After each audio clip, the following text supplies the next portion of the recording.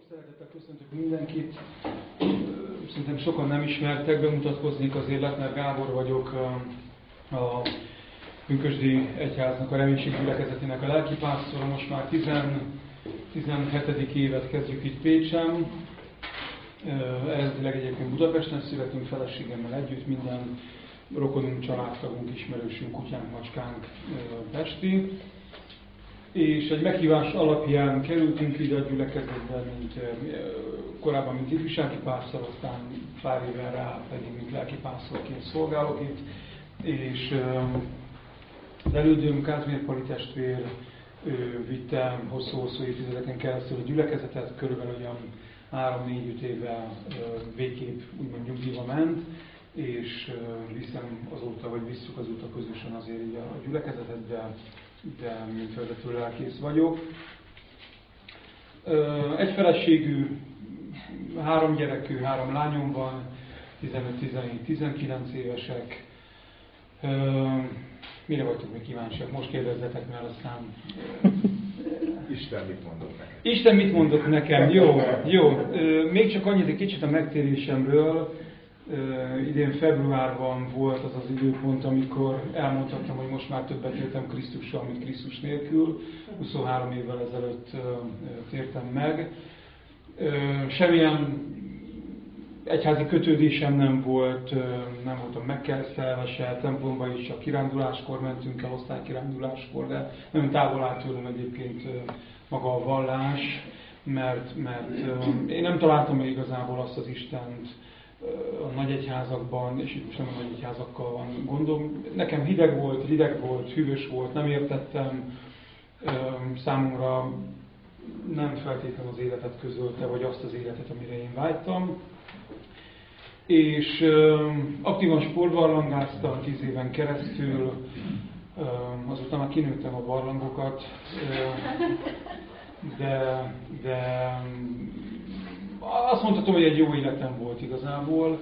Minden vonatkozásban sikeresnek értékeltem magamat, az akkori felfogás szerint volt munkám, volt egy cégünk, ipari alpinistaként dolgoztam, ismerték a nevemet a barlangász körökben, mondhatom, hogy szerintem Magyarország akkori 5-6 legjobbjában benne voltam, barátnőm volt, meg volt minden, ami igazából kellett. És aztán úgy alakult, hogy feleségemmel megismerkedtünk egy barlangász szilveszteren, és valahogy Istenre került a szó. Hát jó, beszélgessünk, annyira nem hat meg a téma, csak jobban érdekel.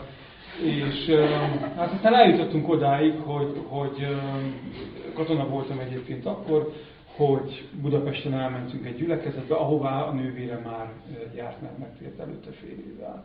És ott történt egy olyan természetfölötti gyógyulás ami számomra egyértelmű volt, hogy Isten létezik. Olyan profétai módon imádkoztak, ott az alkalomnak volt egy olyan része, amikor kifejezetten a betegekért imádkoztak. Ha beteg voltál, írtál egy papírt, odaadtad a imádság vezetőnek, és akkor ő mondta.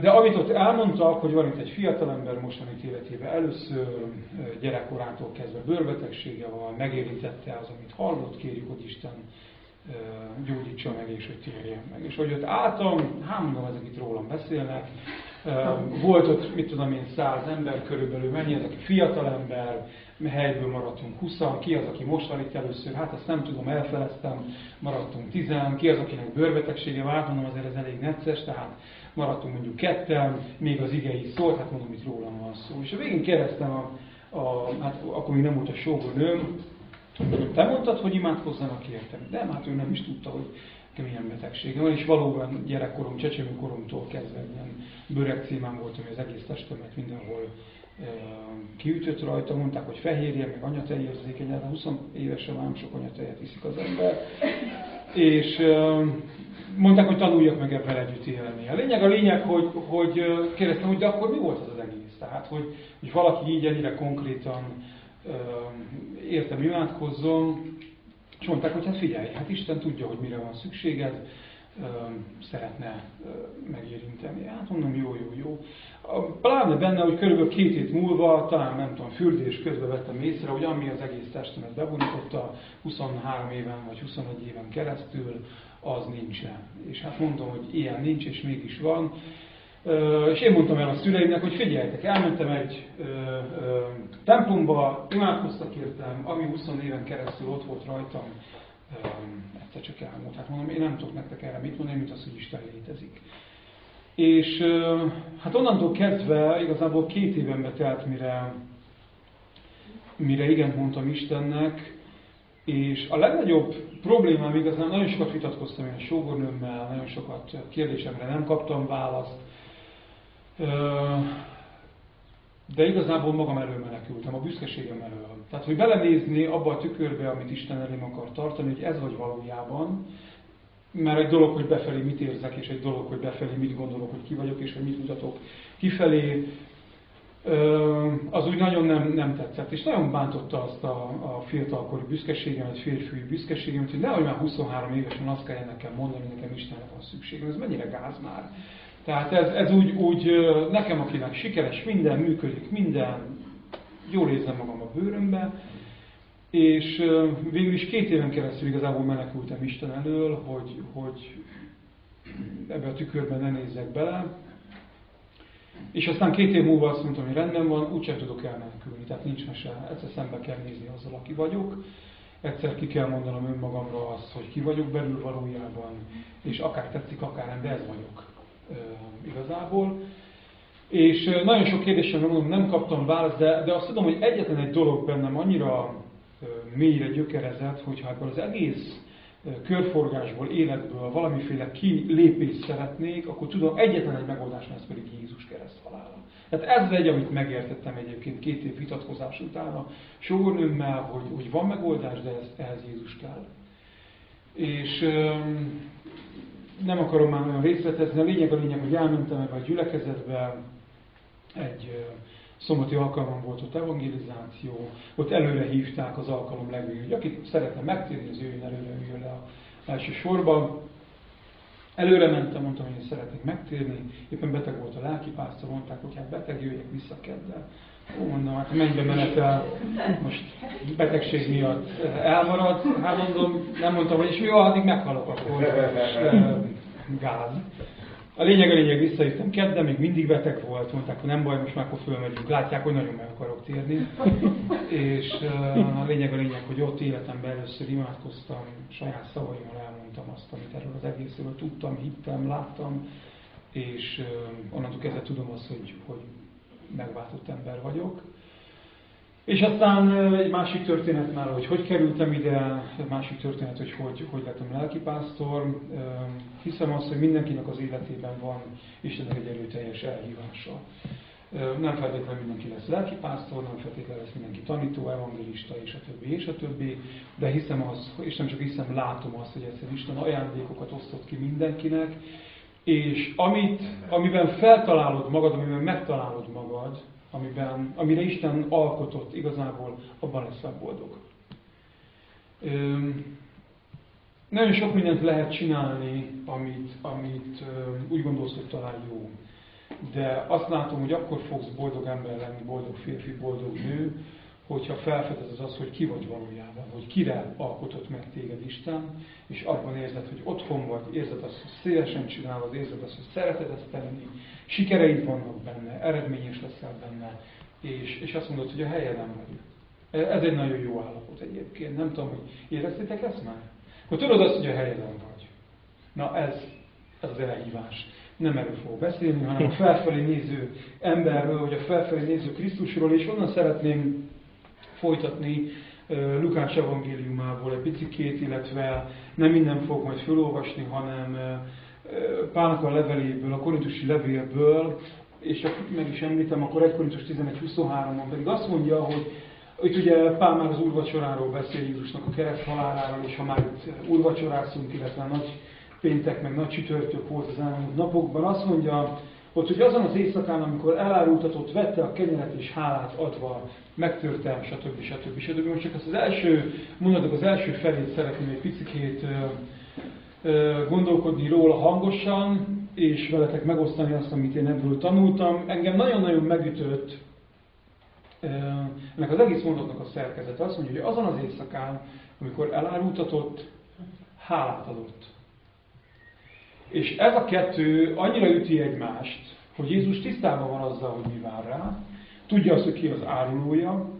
Ugye evangéliumokban olvasunk róla, hogy megkérdezik, hogy Jézus mondd már meg, hogy ki a spicili, és akkor kiderül, hogy ki a bűnös.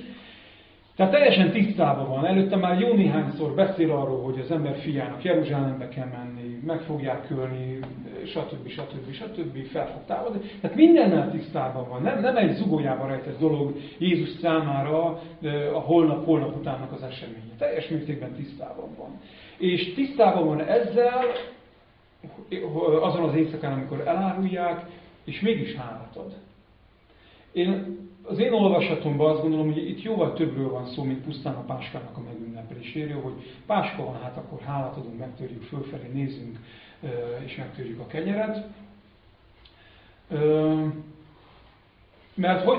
De ha nem is erről van szó, hanem csak tényleg a páskáról, hogy lehet egy olyan lélekkel leülni, vacsorázni, megemlékezni Istennek a régmúlt szabadításáról, hogy közben tudod azt, hogy mi vár rád. Tudod azt, hogy holnap után elárulnak, keresztre fognak feszíteni, stb. Annyira abszurd ez a mondat, hogy azon a napon, amikor elárulták, hálát adott. És hogy mi lehet vajon Jézusnak ez a titka, ami miatt ő ezt meg tudta tenni, hogyan tud, nem is mondom, hogy hideg vérrel ülni ott az asztalnál a tanítványokkal együtt, hogyan tud ilyen rezignált nyugalommal úrvacsorázni, vagy megülni a páskát, és a többi, miközben tudja azt, hogy mi vár rá. Mi Krisztusnak a titka? És vajon te vagy én, hogyha tudnád azt, hogy ez az utolsó éjszakád, akkor mit csinálnánk? Tehát ha tudod azt, hogy holnap meg fogsz halni, mivel töltenéd az utolsó estédet? Rágnánk a körmünket? Nem tudom. Belegondolhatnénk Péterbe, Pálba, ülnek a börtönbe, tárgyalás lesz holnap, lehet, hogy halálra ítélik őket, az egyik alszik, a másik énekel. Nem tudom, hogy mi a titkunk, de döbbenet, hogy ez az utolsó éjszakás állomások, ezekben az emberekben nem azt a reakciót váltják ki, amiről te vagy én gondolnánk, hogy mi mit végeznénk ebben, vagy mit tennénk ezekkor. A másik, ami még engem nagyon meglep Jézussal kapcsolatban, hogy nem csak az utolsó éjszakáján, amikor elárulják, ad hálákat, és mint egy ilyen nagyon rezignáltan éli meg az eseményeket, vagy ura a helyzetnek, hanem nagyon sok esetben, amikor Jézusnak az imádságát megnézzük, akkor nagyon rövid imádkozások vannak. Igazából talán kettő az, ami fel van jegyezve. Ugye az egyik az a főpapi imája, még ugye a boldog, vagy a mi atyánk, a másik talán, ami ilyen nagyobb volumenű. Minden más imádság, amikor valamilyen lehetetlen helyzetben van Jézus, mert halottat visznek elé, beteg elé citálják, kenyeret kell szaporítani, stb. Jézus nagyon egyszerűen imádkozik. És nem olvassuk azt, hogy Jézus pedig letérdelt, és 1 órán keresztül könyörgött, hogy történjen már végre valami, hanem mindig az van, hogy Lázár, gyere ki, mindig az van, hogy szaporodjanak meg a kenyerek, mindig az van, hogy leállta neked, mondom, kelj fel, és a többi. Annyira rövid és lényegre törő imádságok azok, amiket mond Jézus, hogy megint csak felteszem a kérdést magamnak, hogy mi Jézusnak a titka, hogy egy ilyen lehetetlen helyzetben ennyire egyszerűen tud imádkozni. És 2 esetben látom, amit azt gondolom, hogy nem csak ebben a 2 esetben volt jellemző rá, de máskor is az én feltételezésem szerint azért ez hogy megtörtént. Az egyik Lázárnak az esetében a történetet ki nem ismeri. Én ismerem, csak de mindenki ismeri. Oké. Nagyon röviden, csak ugye a lényeg, hogy Jézus, amikor végre elmegy a Lázár sírjához, akkor ott nagyon hasonló módon jelenik meg, ami az utolsó vacsoránál. És azt mondja ott, hogy elvették tehát a követ, Jézus pedig felemelte a tekintetét, és ezt mondta, Atyám, hálát adok neked, hogy meghallgattál. És megint ez a két dolog, hogy Jézus felfelé néz, és hálát ad. Lehetetlen helyzet, Jézus felfelé néz, és hálát ad. Ugyanezt olvasom, amikor megszaporítja a kenyeret és a halat, hogy a tanítványok kétségbe vannak esve, hogy de Jézus, hát csak ennyink van, hát hogy adnánk ezeknek ebből? És Jézus azt mondja, hozzátok ide, megfogtam, felnézett és hálát adott. És elindul a csoda, megtörténik a csoda. És én ebben látom valahol talán Jézusnak a titkát, vagy a kulcsot az életünkben, hogy egy-egy élethelyzet nem agyonnyom minket, nem lesöpör minket, nem összetör minket, nem lehetetlenségbe tanít, vagy taszít minket, hanem sokkal inkább kiemel abból. És ez a titok. Felfelé nézni és hálát adni. Ugyanis ebben a két dologban, mind a felfelé nézésben, mind pedig a háladásban azt gondolom, hogy van valami olyan erő, ami megváltoztatja valahol az embernek a szívét.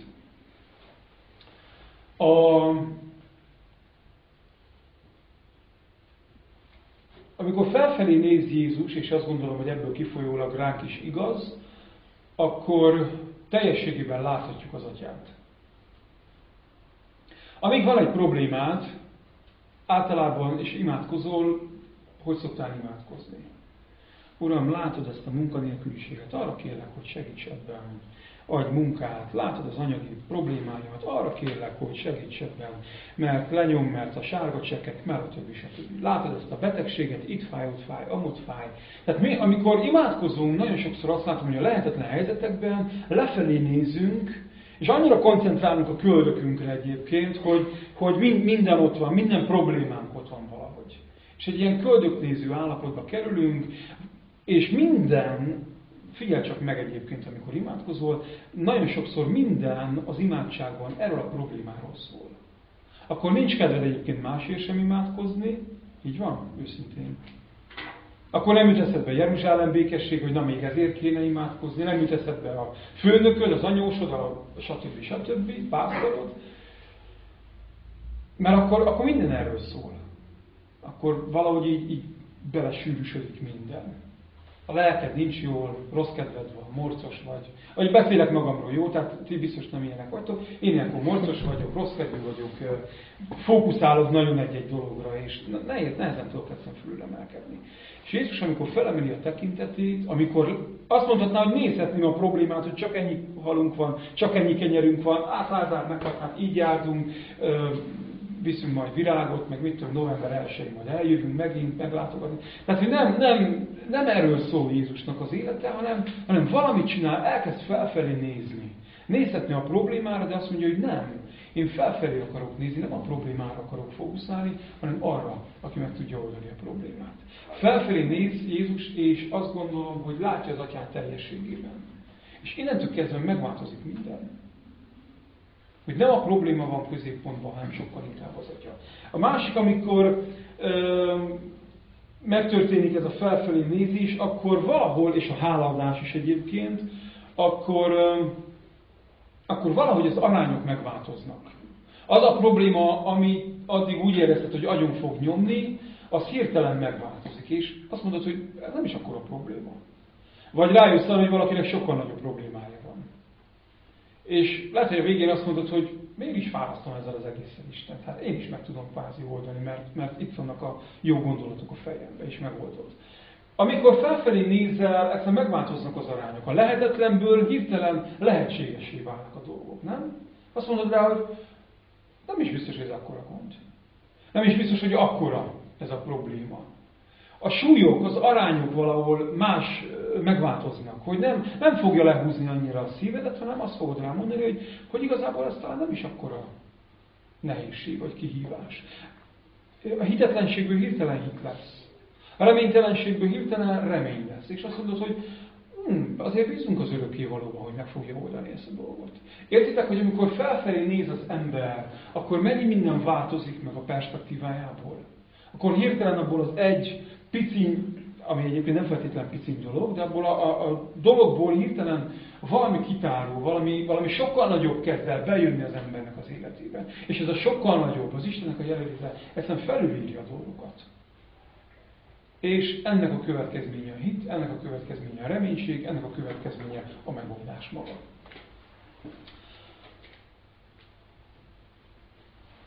Biztos ismeritek, vagy talán hallottatok róla, talán nem, az egyik gyülekezetben volt vagy van egy házas pár, ahol 7 évvel ezelőtt már elvesztették az akkor 6-7 éves kislányukat.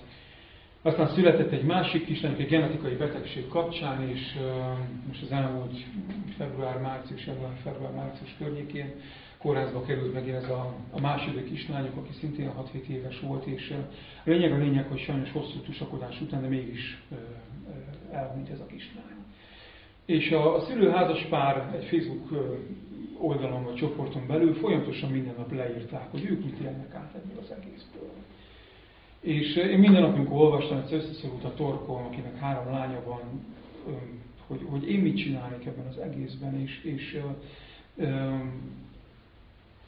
lenyűgözött egyébként az az őszintesség, ahogy küzdöttek magukkal, küzdöttek a halállal, küzdöttek a hittel, a hitetlenséggel, ahogy bíztak Istenben.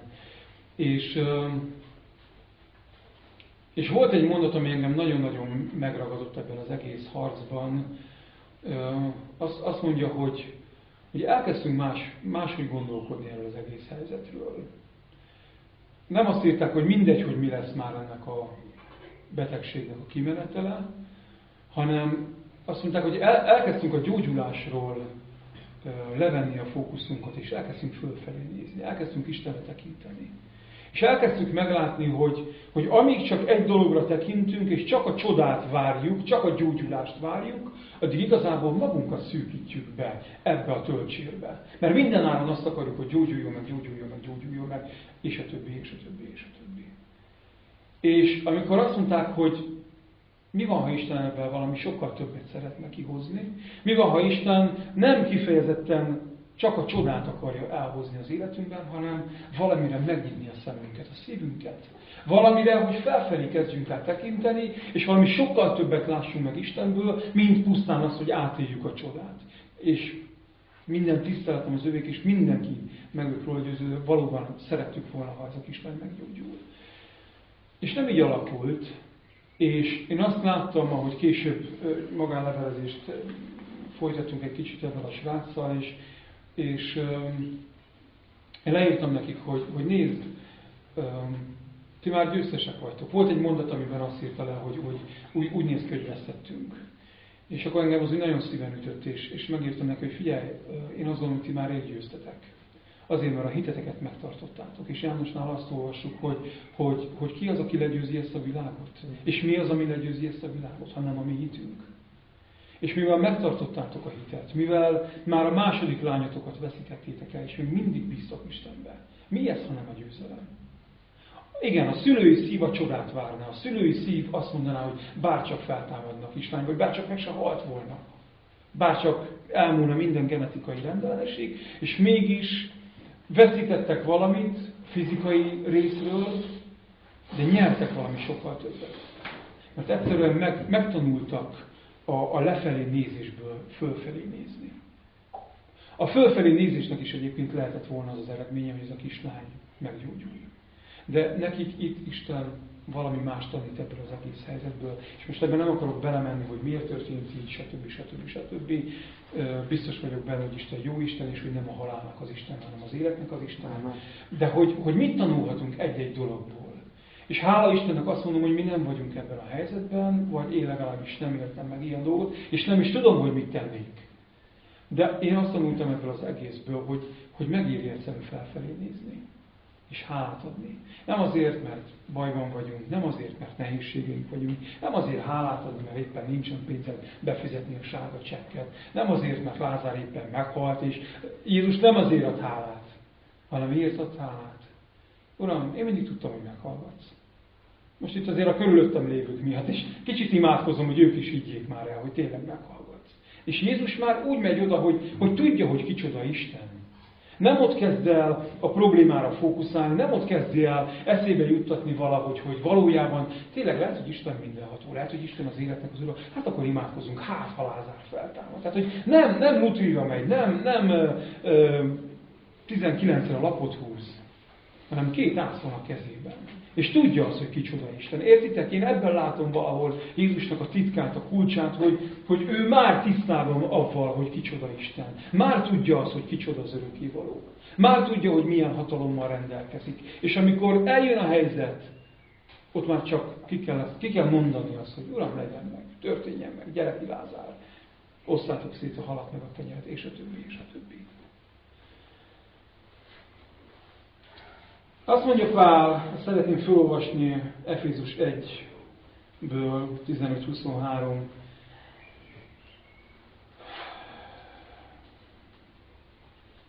hogy itt imádkozik igazából Pál, és felsorolja, hogy miért imádkozik. És azt mondja, én tehát miután hallottam az Úr Jézusba vetett hitetekről, és a bennetek minden szent iránt való megnyilvánuló szeretetről, szüntelen hálát adok értetek, amikor megemlékezem rólatok imádságaimban. Szüntelen hálát ad, megint csak érdekes, Pál hálát ad. És azt mondja, és kérem, hogy a mi Urunk Jézus Krisztus Istene, a dicsőség Atya, adja meg nektek a bölcsesség és a kinyilatkoztatás lelkét, hogy megismerjétek őt.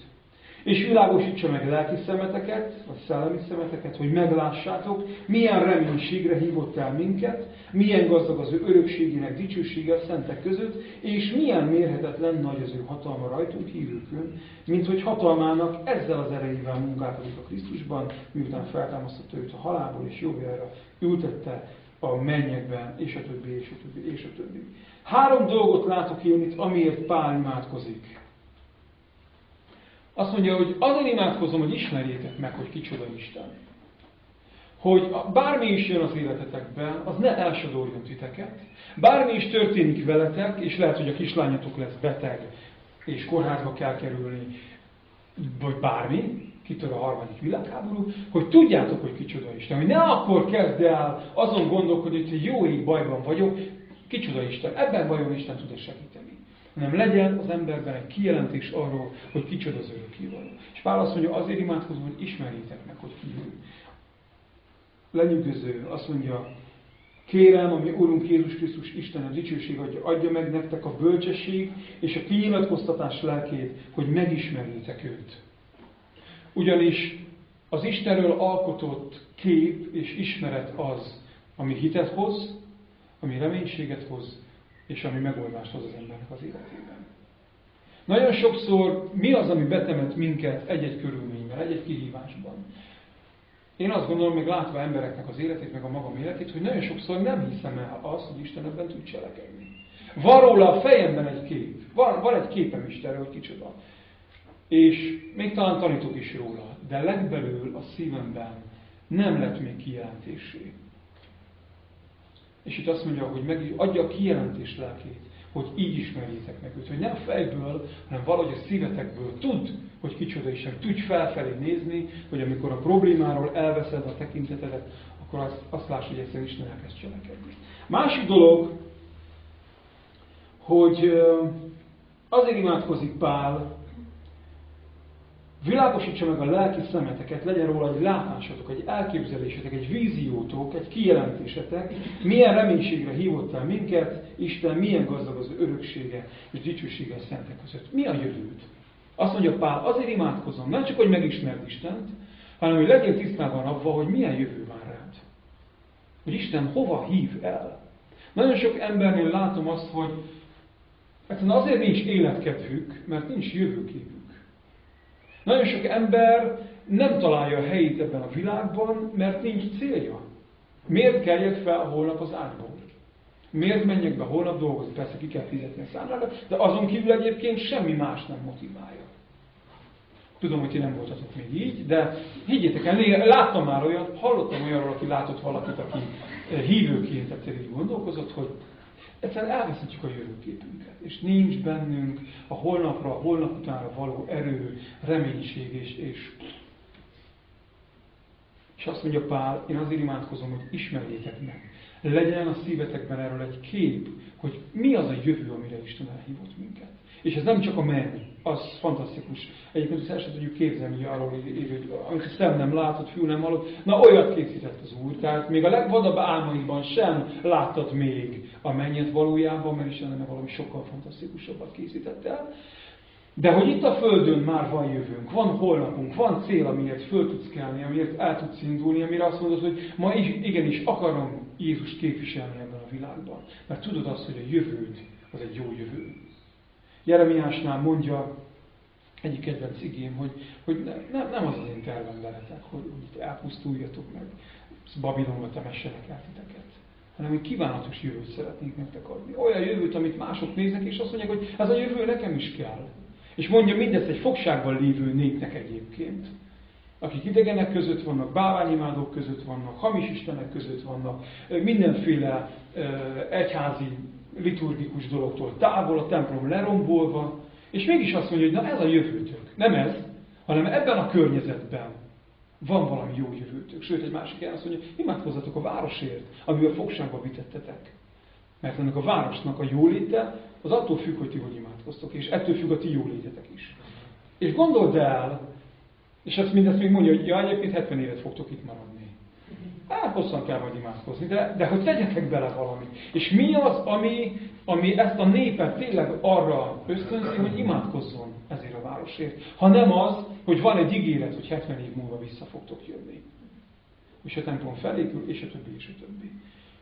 Ha van jövőképed, egyszerűen van reménységed. És Pál azt mondja, azért imádkozom, hogy lássátok meg, hogy mi ez a jövő. És a harmadik dolog, amiért imádkozik, hogy ismerd meg, hogy kicsoda Isten, hogy mi a hatalma. Milyen mérhetetlen nagy az ő hatalma rajtunk hívőkön. Ismerd meg, hogy benned mi Istennek a hatalma, és aztán kicsit tovább folytatja, azt mondja, hogy mi igazából a keresztnek a diadala és a keresztnek a hatalma.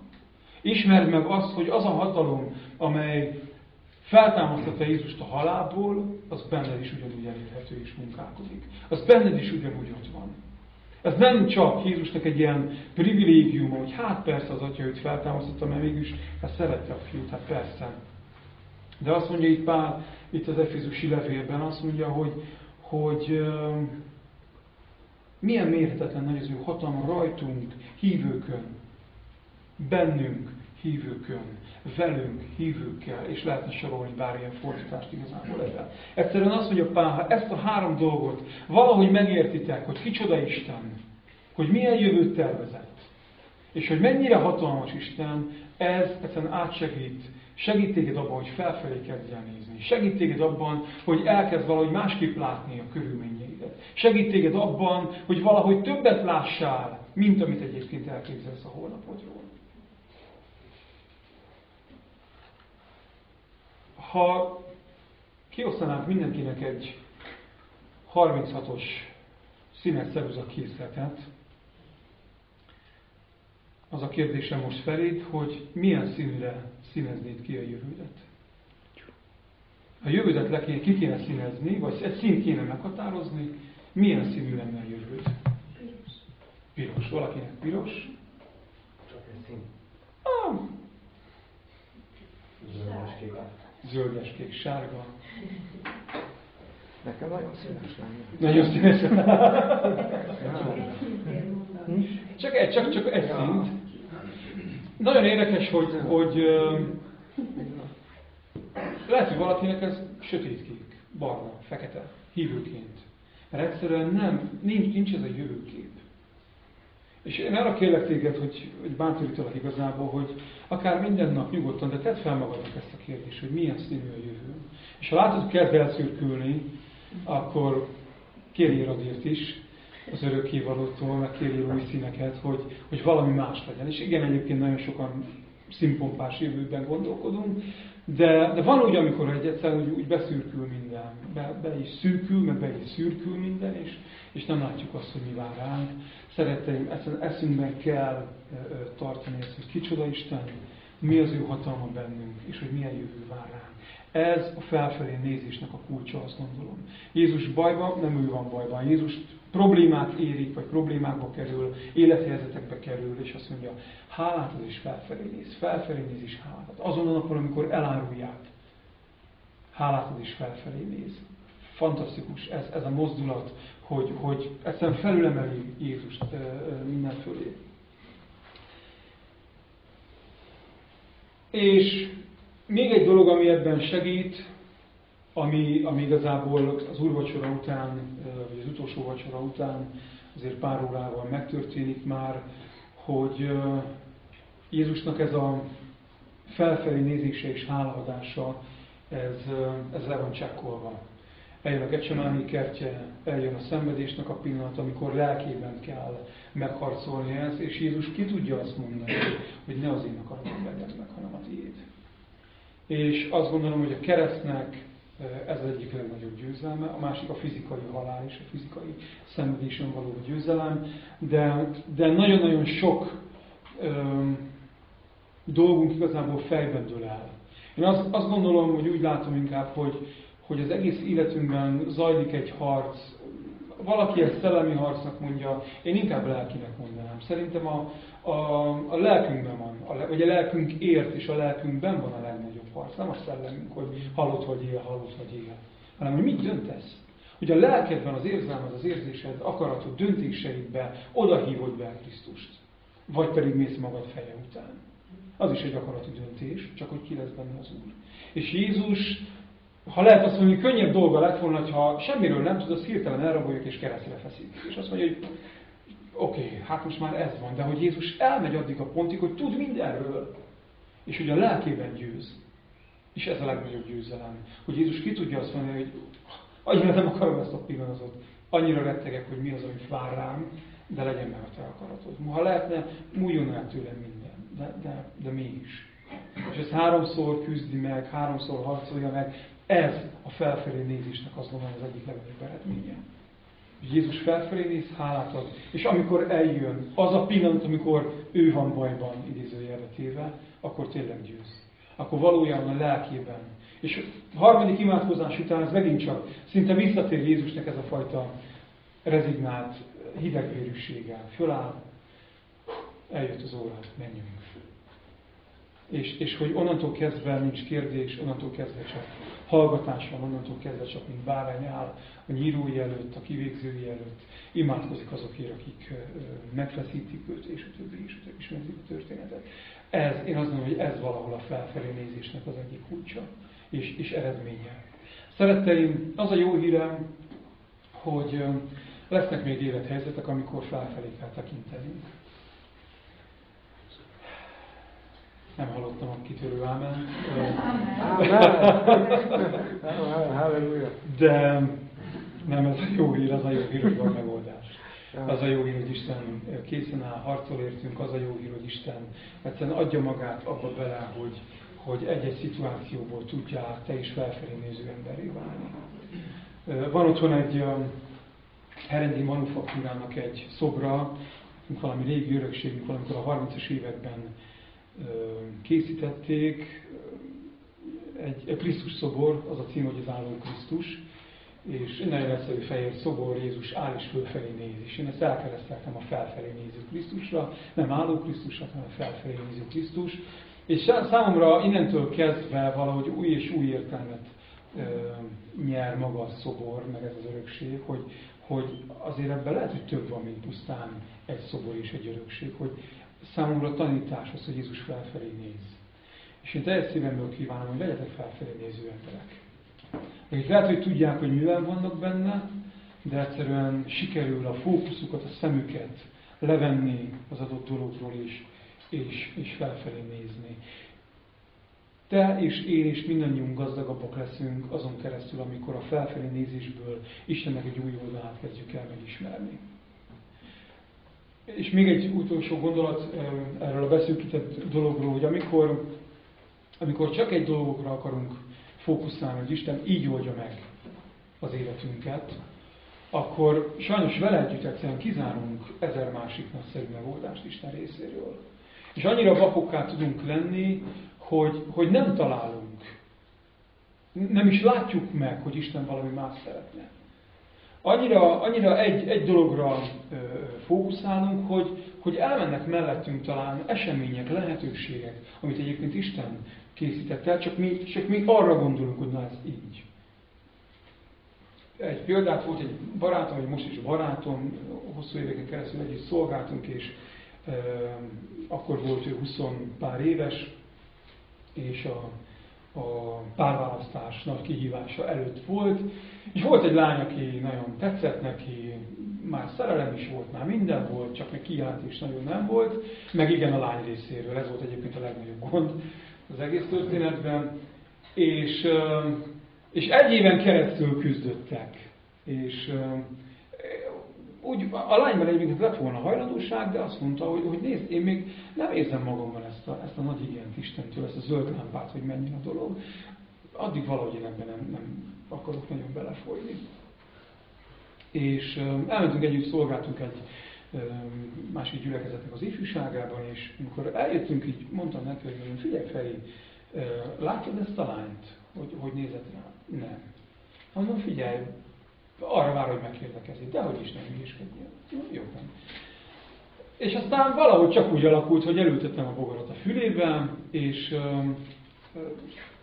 nagyon hamar nem szoktam, távol álljunk tőlem az ilyen összebonronálás, nem az én reszortom, de a lényeg, hogy egy éven keresztül küzdöttek el a másik lánnyal, és azt mondták, hogy jó, ha egy éven belül nem oldódott meg, akkor mi lesz majd a következő egy évben, tehát akkor miért oldódna meg.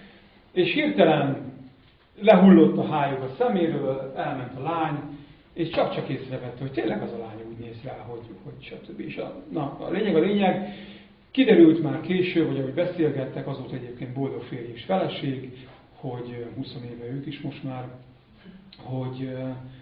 hogy a lányban volt egy kijelentés ezzel a sráccal kapcsolatban. Nem mondta el senkinek, hogy benne már úgy valami megmozdult. De egyszerűen a fiú meg addig egy irányba nézett, hogy nem látta másik lehetőséget. És valahogy ilyenek vagyunk mi is, hogy amikor nagyon egy megoldásra fókuszálunk, lehet, hogy elmegy mellettünk az élet, meg elmegy mellettünk a megoldás.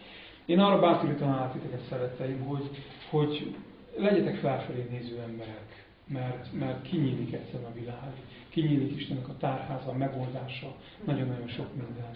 Én kívánom, hogy ez valósuljon meg az életetekben. Amen. És szerintem imádkozunk. De ezt már rám bízom. Jó? Vagy nem, kérlek, vezesd már, hogy jó. Akkor gyertek, álljunk föl egyszer. És két hajtsuk meg a fejünket. Drága Jézus, én nagyon hálás vagyok neked azért, hogy amikor felfelé nézünk, amikor kinyitjuk a szemünket, a lelkünket, a szívünket, a szellemünket, akkor valami fantasztikus dolog nyílik meg, akkor megnyílik a menny.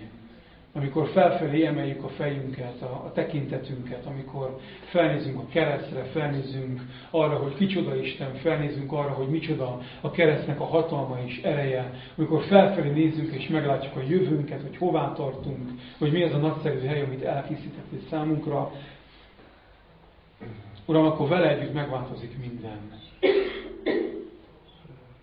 És Jézus, az van most a szívemen, hogy vannak itt egy páran, akiket lehet, hogy agyon nyomtak már dolgok, vagy annyira beszürkült az életük, hogy nem tudják színesben látni a jövőjüket. Jézus, én imádkozom ezekért a testvéreimért, hogy történjen egyszerűen egy ilyen szemléletváltás, egy perspektívaváltás, ahol megváltoznak a dolgok, megváltoznak az arányok, és Isten lesz mindenekben, és Istennek a hatalma, nagysága egyszerűen felülírja a dolgokat, felülírja a fájdalmakat, felülírja a múltnak a fájdalmait, a múltnak a gyökereit, Istennek a jelenléte felülírja a szemünkbe, vagy a szemünk elé kerekedett dolgokat, élethelyzeteket. Istennek a nagysága felülírja az élethelyzeteket, és megoldások kezdenek el jönni. Uram, én erre kérlek téged, hogy segíts így felfelé néznünk. És tudom, Uram, azt, hogy ebben óriási erő van, amikor az Isten népe elkezd felfelé nézni, nem csak körbenézni, nem lefelé nézni, hanem elkezd felfelé nézni. És Uram, a Te igéd azt mondja, hogy a szemeimet a hegyekre emelem, mert onnan jön az én segítségem. Sionról, az Istennek a hegyéről, az Isten jelenlétéből. Uram, éppen ezért mi is akarunk, és az a mának a döntése bennem, Uram, hogy tégy minket ilyen felfelé néző emberek, és sőt, kimondjuk, Urunk, hogy felfelé néző emberek akarunk lenni. Akik felfelé néznek, akik rátekintenek, és engedik, hogy ezen a szemléletváltáson keresztül rengeteg dolog megváltozzon a szívünkbe. Uram, nagyon köszönöm ezt neked. Isten népe, legyetek áldottak az örökkévalótól, bőségesen megáldva, hogy az életetek legyen mások számára is áldássá. Legyetek megáldva avval, hogy felfelé néztek, és hitet és reménységet tudtok szólni embereknek az életébe, akik körülöttetek vannak, akik lefelé néznek. Legyetek olyan emberekké, váljatok olyan emberekké, akik ahogy felfelé néznek, egyszerűen a szívük kinyílik, akkor a szemük kinyílik, a látóterük kinyílik. És beférnek oda mások is, akiknek még inkább szükségük van Krisztusra és a megváltásra. Legyetek ilyen emberekké, Jézus hatalmas nevében. Amen.